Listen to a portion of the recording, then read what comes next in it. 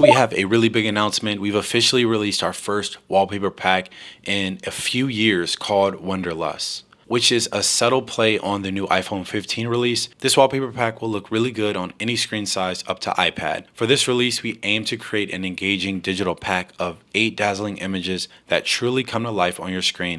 Well, it's good, fam. I feel like it's been so long since I made a video. The place looks kind of crazy. So I have to actually pack today because I'm gonna be flying from New York later in the day to San Francisco for work.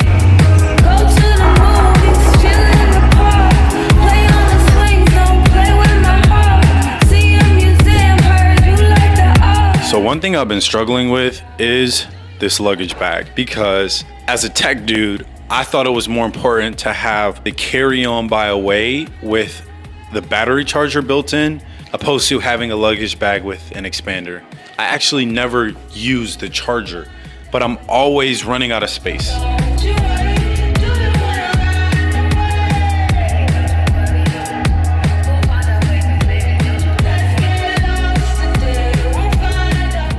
This iPhone has 256 gigabytes of storage and is in the natural titanium colorway. As you can tell in terms of the overall build, this phone isn't that different from the iPhone 14 Pro. Before I head to this new coffee shop in Brooklyn, I'm going to AirPlay some lo-fi to my Sonos speakers while I pack my clothes.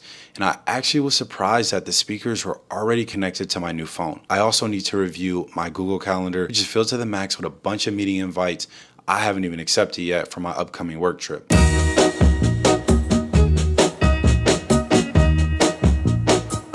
I'm gonna tell you that I love you 100 times a day. You'll get tired of my voice. To be honest, there's not a huge difference between the iPhone 14 Pro and iPhone 15 Pro. And I know there are a ton of videos out there where people take deep dives into the specs, but for me, this video is more of a day in the life of me preparing for traveling from New York City to San Francisco, going about a typical day using the 15 Pro. Now, the one difference that I could tell right away between the 15 Pro and the 14 Pro is the titanium materials. One, the phone is definitely a lot lighter. The 15 Pro has more contoured edges, so you can tell that it feels a bit more round in my hand. And I just feel like the overall grip is a lot better than the 14 Pro.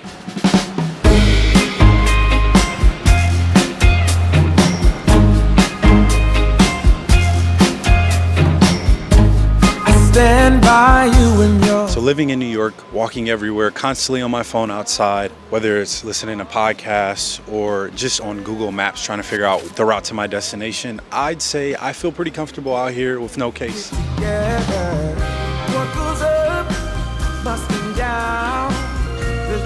So we ended up spending too much time trying to validate my driver's license for the Revo app scooter and decided to take a city bike because we're running a bit behind schedule and needed to rush back home to reshoot some pictures for an upcoming campaign.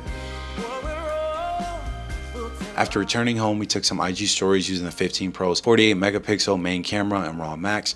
Pictures look amazing. The 48 megapixel camera captures stunning details and vibrant colors, making it a great option for high quality photography. Finally making it into my Uber for this hour-long ride to the JFK airport, my new favorite app for traveling is called Flighty. It has a really engaging UI that gives you a ton of details about your flight, from the departure gate to the age of the plane and even the history of the previous routes it took that day.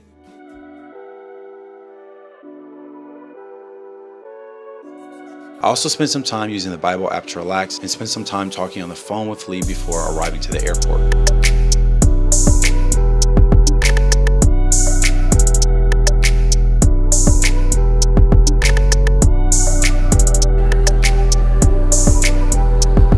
Yo, I'm really tripping.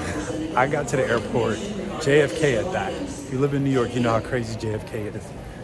An hour before departure, somehow, with Clear, I was able to get through all of security in like 10 minutes, not even.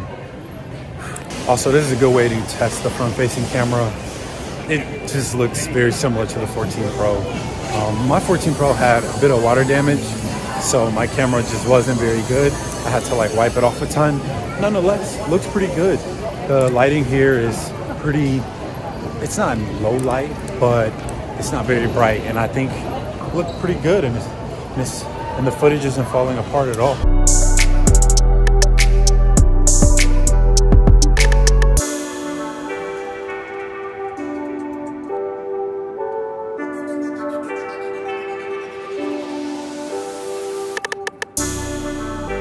I've been pretty active on my iPhone since waking up at 7 a.m. this morning, and as you can see, I had 5 hours of activity. The Revel app used most of my battery power. Due to the extensive background activity of rideshare apps, they consume a significant amount of battery power. So I decided to wait a good 10 hours before charging and checking my battery activity and usage. After using it for 10 hours on a travel day, my battery percentage was depleted, only at 7%. I think on a normal day, you could expect battery performance to be better because Google Maps and GPS service apps tend to require more power.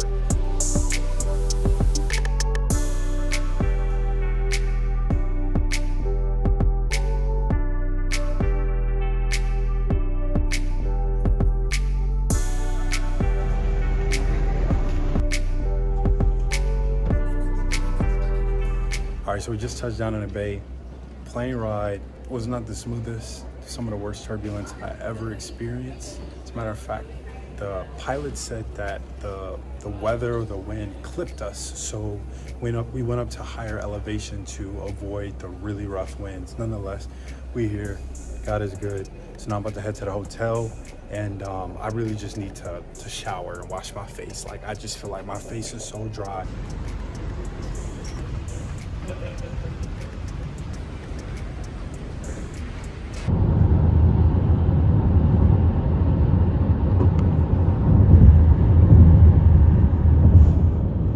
Finally landing in the Bay, I'm really excited for our Developers Summit, getting a chance to meet my teammates in person from all over the world. Moments like this make me so grateful. So that pretty much wraps up this day in the life traveling from New York City to San Francisco.